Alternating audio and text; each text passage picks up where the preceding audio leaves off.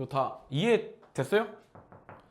그러니까 예전에 우리 평면도형을 이제 평면도형을 자를 때마다 이제 면의 수가 추가되는 내용은 사실은 이제 뭐 우리 보통 말하는 이제 개차수열로 이제 바로 찾아낼 수 있다는 거는 얘기를 했었고, 공간도형을 자르는 거는 사실은 이 평면도형을 자르는 거랑 같이 들어가야 되는 부분인데, 공간도형을 자를 때는 기존에 있던 공간도형에 있는 공간도형 개수에다가 평면이 자르고 들어갈 때, 자를 때 그 공간도형의 면을 지나가잖아. 그러니까 정확히 말하면 공간도형의 우리 볼륨을 가지고 있는 그 입체도형을 자르고 지나가는데, 그때 평면이 몇 개로 나눠진 평면이냐, 그래서 내가 그거를 자를 때 어떻게 자르냐가 들어가기 때문에, 실제로는 그러니까 어떤 공간도형의 두 번째 자르는 상황이라면 원래 첫 번째 잘랐던 공간도형의 개수에다가 내가 첫 번째 자를 때 그 평면의 개수만큼 더해주면 새롭게 잘려서 생긴 공간도형 개수가 계속 이어지는 거야. 그래서 식 자체가 뭐 이런 식으로 표현이 되겠죠. 앞서 있던 공간도형의 개수 플러스 앞서 있던 평면도형을 잘라서 나오는 평면 개수만큼 더해지는 거지. 이게 왜냐면 절단면, 그러니까 평면도형에서 절단면의 개수가 추가되는 공간도형 개수랑 같기 때문에 그래. 그지? 요거를 이해하고 있어야지 얘가 가능한 거니까. 근데 나중에 이게 영재고 시험 보러 가는 친구들은 대부분 여기 있는 공식 있죠? 요거를 거의 외워요. 그러니까 이거 문제를 풀 때마다 얘를 생각해내기가 어려우니까 그냥 공간도형 자른다 그러면, 평면도형 자르기는 개차수열, 그리고 공간도형 자르기는 첫 번째 항만 딱 찾아내면 그 다음부터는 자를 때마다 앞에서 했던 평면도형 자르기 상황을 그대로 연결해가지고 식처럼 쓰면은 내가 원하는 답을 빠르게 찾아낼 수 있으니까요. 그죠? 그래서 이거는 뭐 거의 알아두면 좋죠. 내가 이 얘기를 하면서 그걸 얘기해 줘야겠다. 선생님이 아마 이런 얘기 몇 번 했을 거야. 내가 이제 봐봐, 이런 문제 풀 때 우리 입장에서 그래서 결국 이렇게 해가지고 뭐 7번 자르면 몇 개인가요? 하면 우리가 이걸 B7까지 가면 되는 거죠. 그럼 답 나오잖아. 근데 선생님이 그런 얘기 한 적 있지. 야, 우리가 만약에 문제를 풀 때 어떤 특정 상황에서 어떤 특정 공식이나 아니면 특정 상황에 이런 조건이 주어지면 반드시 이 조건 상에서는 이런 것들을 쓸 수 있어 하는 게 있다고 했죠. 그리고 그런 거는 내가 굳이 공식처럼 외워야 돼 라고 하지 않아도 여러분이 머릿속에 그런 것들을 다 기억을 해놓는 게 진짜 중요해. 예전에 내가 그런 얘기 한 적 있지 않냐? 그 삼각형의 세변의 길이가 13, 14, 15면 넓이가 84. 뭐 이런 거는 물론 13, 14, 15가 넓이가 84인지는 헤론의 공식을 쓰면 나오겠죠. 근데 중요한 건 이거야. 13, 14, 15짜리를 진짜 헤론을 써가지고 84를 구하고 있는 사람과 문제를 엄청나게 많이 풀었기 때문에 사실 13, 14, 15만 봐도 84가 뚝 튀어나오는 사람은 솔직히 말하면은 내공 자체가 되게 다른 거거든. 왜 예전에 그런 얘기도 한 적이 있을 거야. 선생님이랑 우리 레벨 2에서 문제 풀 때 이런 거 있었어. 정사각형이 이렇게 있는데 내가 여기에 있는 꼭지점을, 자 여기에 있는 그 맞은편에 있는 변의 중점을 향해서 접었대. 그래서 띡 접고선 접어서 이렇게 했더니 어떻게 되냐면 이렇게 접혔다는 거야. 이런 식으로 접히고 이렇게 접혔다는 거죠. 이런 식으로. 이거 본 적 있을 거야. 그죠? 이렇게 생긴 거 기억나죠? 기억나지? 이런 뭐라 그랬어? 야, 접었다 그랬잖아. 그러면 당연히 여기 길이랑 여기 길이 같고요. 뭐 어쩌고저쩌고 하겠지. 근데 선생님이 이렇게 하면 뭐라 그랬어? 꼭지점을 중점에 접어버리면 여기 나오는 직각삼각형, 여기 나오는 직각삼각형, 그리고 여기 조그만 직각삼각형 모두 다 닮음인 삼각형들이고, 닮은 비가 길이 비가 3대 4대 5인 직각삼각형이라고 그랬지. 이거 증명도 했었지. 그지? 그러면 예를 들어서 너네가 그래 이거 증명해서 직각삼각형이 다 닮음이고 3대 4대 5 길이 비를 갖더라 라는 거를 직접 증명할 수도 있지. 근데 우리가 문제 풀어가가지고 만약에 이런 조건이 딱 나왔다고 쳐봐. 재수 좋게 내가 풀었던 문제야, 나왔어. 근데 그때부터 이거 3대 4대 5 증명하고 있으면 되겠냐? 안 된다고. 그지? 나오자마자 뭐야? 선생님 이거 다 닮음인데 3대 4대 5인데 하면서 길이비 다 나왔으니까 바로바로 문제를 풀어야지. 이렇게 돼야 실제로 시험을 보러 가서 거의 사실은 시간 안에 대부분의 문제를 풀어볼 수 있는 거야.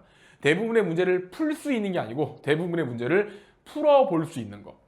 그래서 아까 지금 얘기했지만, 자 공간도형을 자르는 문제 했을 때 공간도형 잘라서 내가 직접 이거 원리 찾아내가지고 B7까지 가고 있지 말고 이거를 기억하고 있었으면 그냥 그러니까 평면도형 자르기는 개체수열을 잡아내면 바로 여기 숫자는 나올 거고, 공간도형 그냥 집어넣기만 하면 답이 나오는 거니까 빨리 찾아낼 수 있겠지.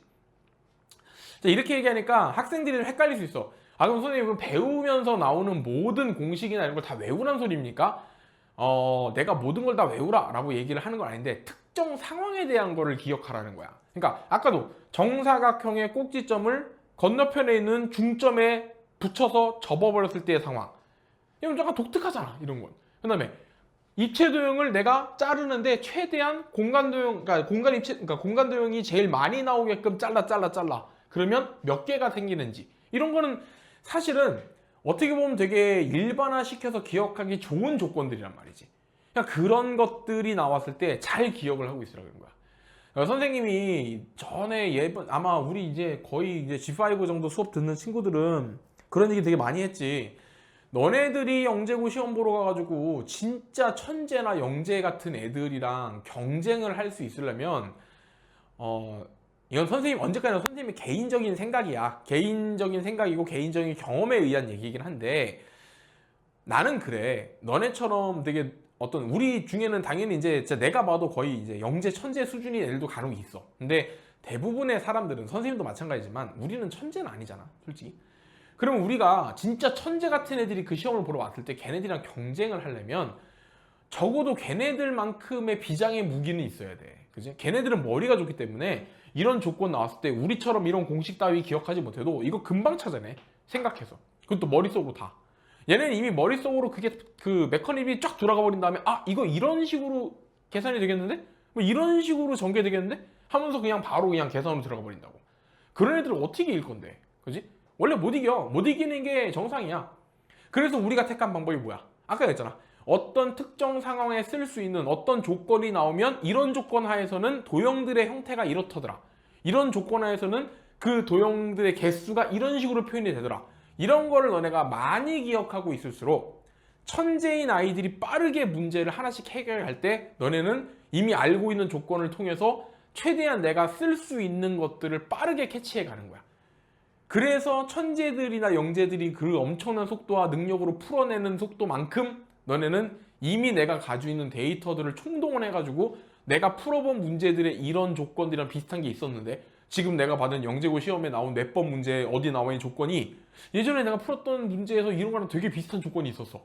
그때 이게 도형이 뭐뭐뭐가 닮음이었다고 했는데, 또는 이 도형이 뭐라고 했는데, 이런 식으로 끄집어내 쓸 수 있다는 거지. 그렇게 해서 경쟁력을 올려야 돼. 그래서 선생님이 맨날 하는 말이, 니네 내가 많이 그러잖아. 복습하라고.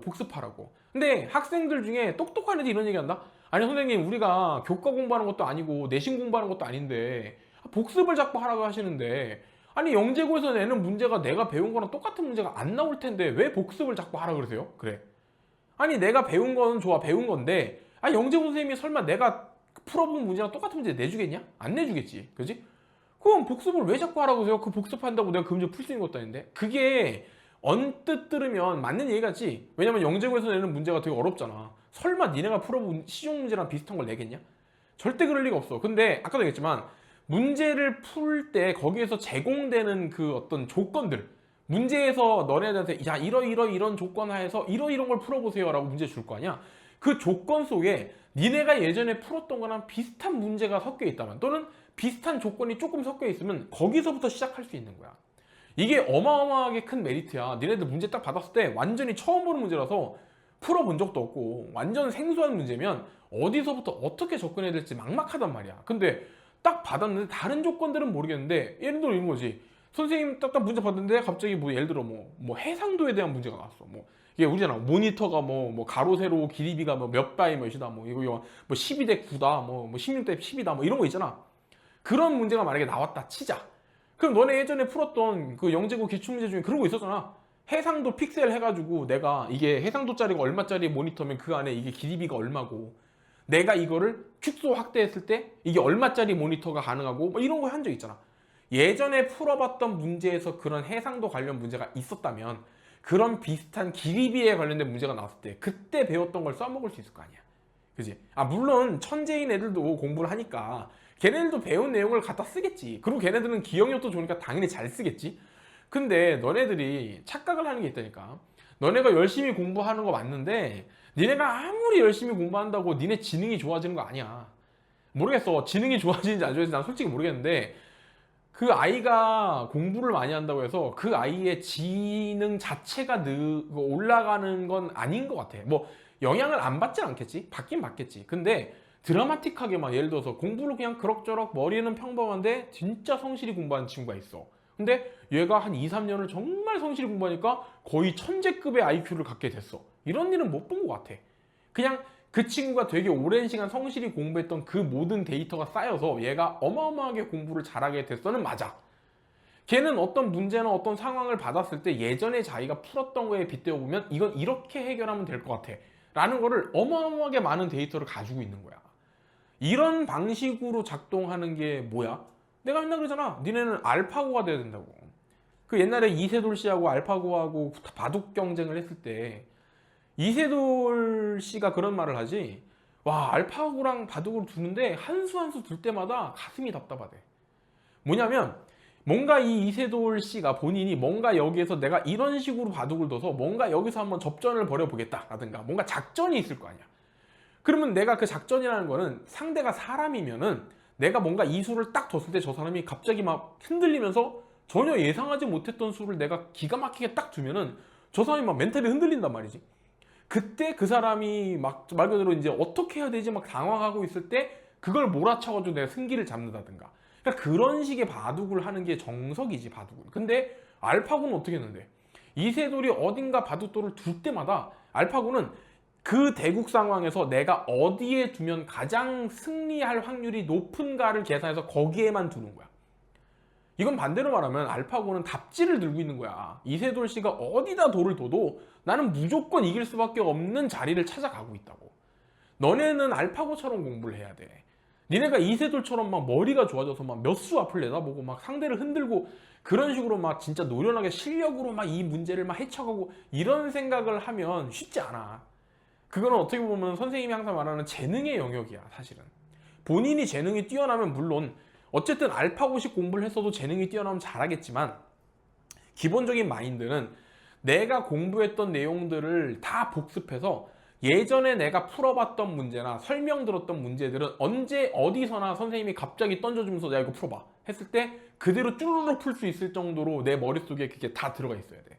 그래야 니네가 영재고 시험을 보러 갔을 때 어떤 문제가 나오면 그 문제에서 쓸 수 있는, 써먹을 수 있는 소스를 빠르게 캐치할 수 있다는 뜻도 돼, 그게.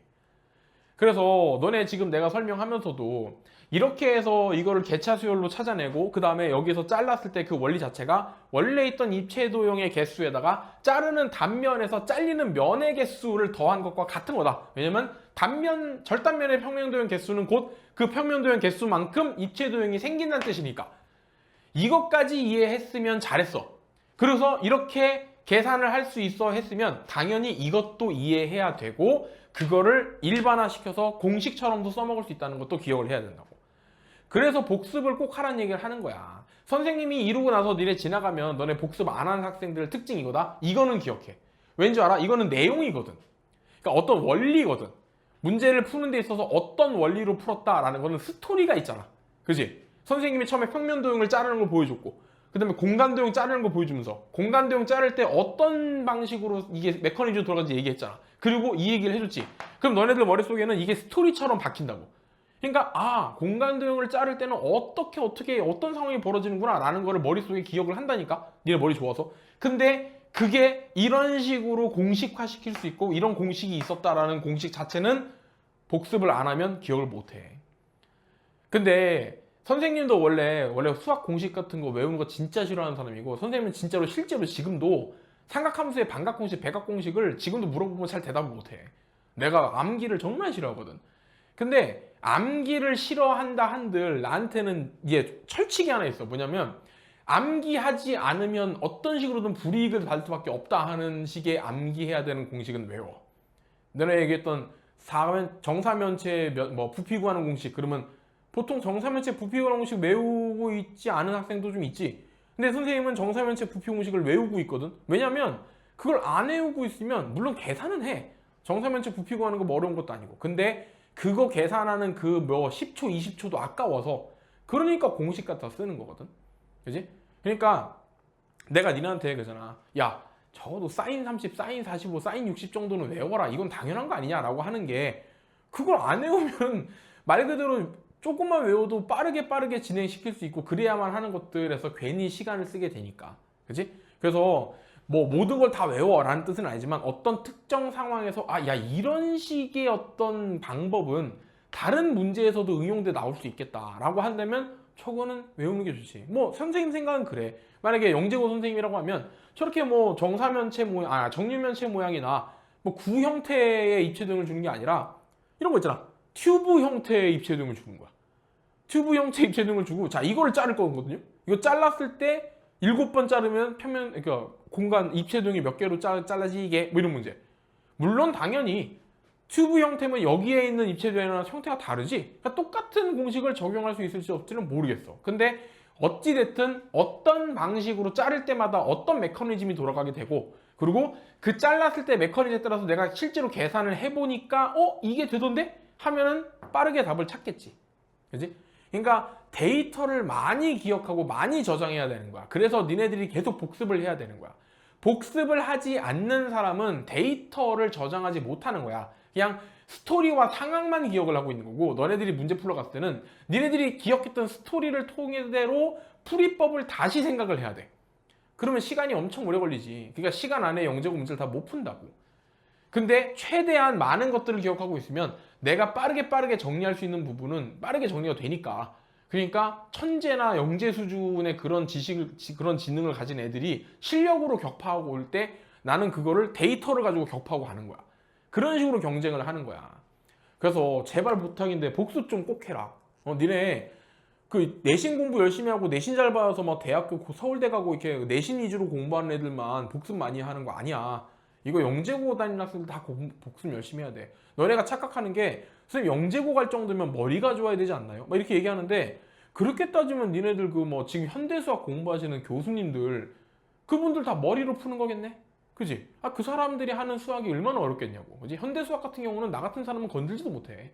그러니까 어마어마하게 높은 차원의 수학을 공부하는 사람들은 당연히 거의 영재 천재 아니겠냐? 근데 그 사람들이 정말로 선천적인 능력을 가지고 그걸 하고 있을까?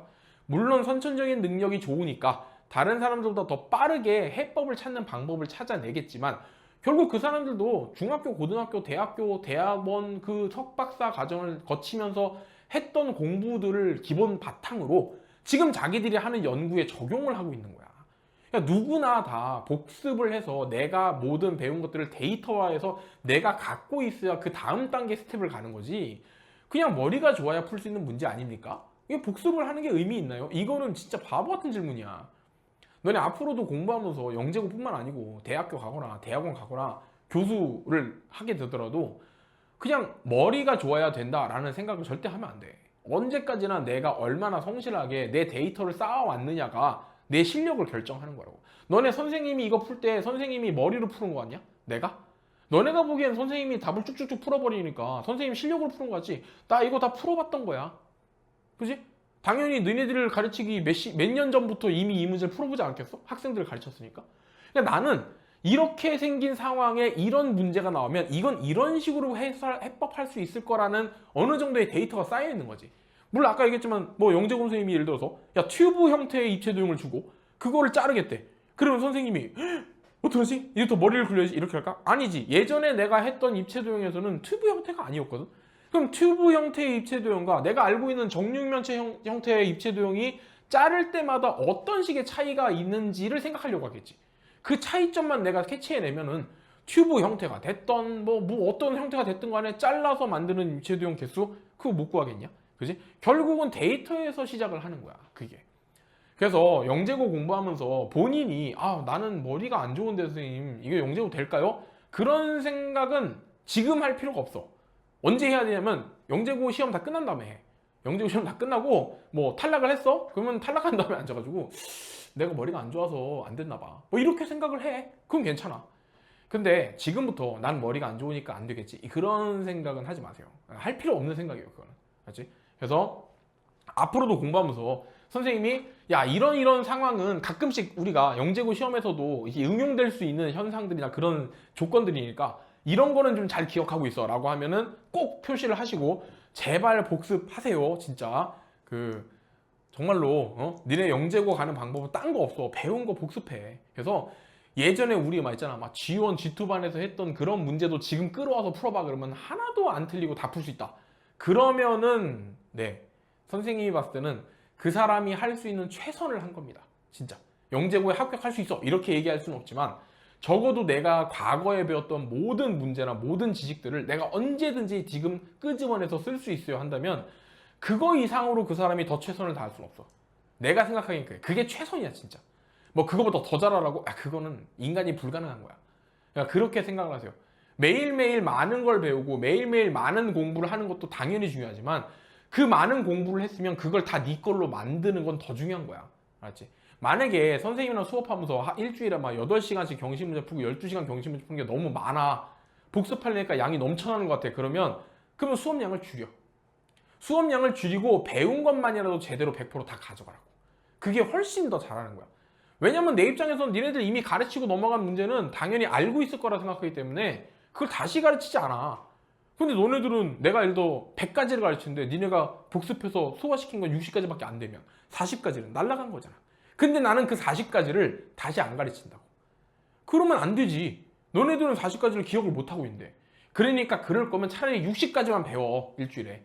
그리고 60가지를 복습으로 니네 걸 만들어. 그러면 100% 복습하고 있잖아. 그럼 나는 항상 너네들이 100% 복습을 하고 있다고 하면 나는 그 다음에 뭘 가르칠지가 딱딱딱딱 정해지는 거고. 근데 나는 100가지 가르쳤는데 니네 60가지밖에 못했어? 그러면 40가지는 어떤 게 비어있는지 나는 몰라. 그럼 너네도 솔직히 잘 모를걸? 100가지 배워서 공부하긴 했는데 60가지는 기억을 했어. 40가지는 뭐였지?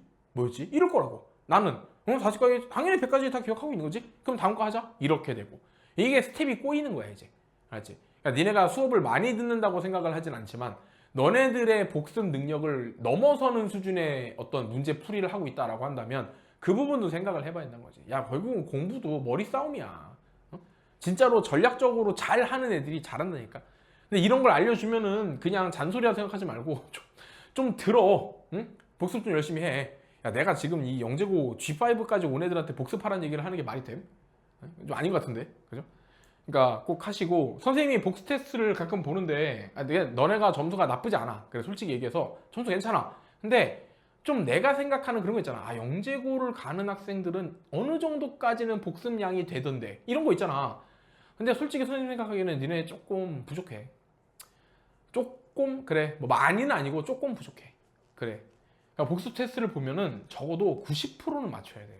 뭐 80% 맞추는 걸로 좋아하지 말라니까. 내가 너희한테 야 80% 맞췄으니까 나쁘지 않네. 나쁘지 않네는 말 그대로 낫배드야. 나쁘지 않은 거야. 좋은 게 아니고 80% 맞췄으니까 그래, 네가 그래도 최소한 양심은 있네 라는 뜻이야. 80% 맞췄으니까 영재고 가겠네, 이거 아니라니까. 영재고 가겠네는 95%, 99%를 기억하고 있어야지. 그지? 그러니까 니네가 중학교 1학년 뭐 이럴 때까지는 그럴 수 있어. 그래, 그럴 수 있다고 생각해. 아직 어리니까. 근데 야, 지금 이제 중학교 1학년도 있고 2학년도 있네. 그지?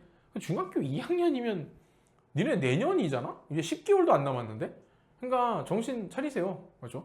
우리 이 지금 하고 있는 이 단계가 얼마나 빨리 나가냐에 따라서 니네가 영재고 기출문제를 얼마나 더 푸느냐가 달려있어. 니네가 제대로 못 따라온다 싶으면 영재고 기출문제 풀지도 못하고 시험 보러 간다니까? 그러니까 절대 그런 일이 생기지 않게 복습 철저히 하시고, 그 다음에 야, 질문 좀 해. 니네 왜 밤에 왜 질문 안 하냐? 니네 선배들은 막 새벽 2시에 나한테 카톡 보냈거든? 이거 어떻게 풀어요? 이러면서. 니네는 12시만 되면 다들 뭐 저기 신데렐라요? 왜 다 자? 자는 거야, 노는 거야? 왜 문자가 안 와? 아니, 질문 좀 해. 니네 복습, 그러니까 내가 그런 거야. 니네 복습 안 하지 않냐? 라고 내가 물어본 게, 아니, 복습을 하는 학생들 대부분은 니네 알잖아. 니네 학원 대부분 12시 막 이렇게 끝나지 않아? 집에 가면 뭐 11시 반, 12시지? 그럼 그때부터 공부하면은 새벽 1~2시에 질문을 해야 된다니까? 복습하는 애들은. 근데 니네 복습을, 질문을 안 해. 그럼 내 입장에서 얘네가 자나? 왜 복습 안 하나? 이렇게 돼버리는 거지. 그래서 복습 테스트를 보면 역시나 복습 안 하는 것 같은데 이렇게 되는 거야. 그러니까 내가 모든 사람을 싸잡아서 이렇게 얘기하면 좀 그렇긴 한데, 하여튼 복습을 열심히 하는 사람도 있는데 복습을 좀 열심히 안 하는 친구들은 경각심을 가져라 라는 의미로 하는 얘기입니다. 그래서 하여튼 얘는 이렇게 풀면 되죠. 하여튼 뭐 다음 얘기하자 이건.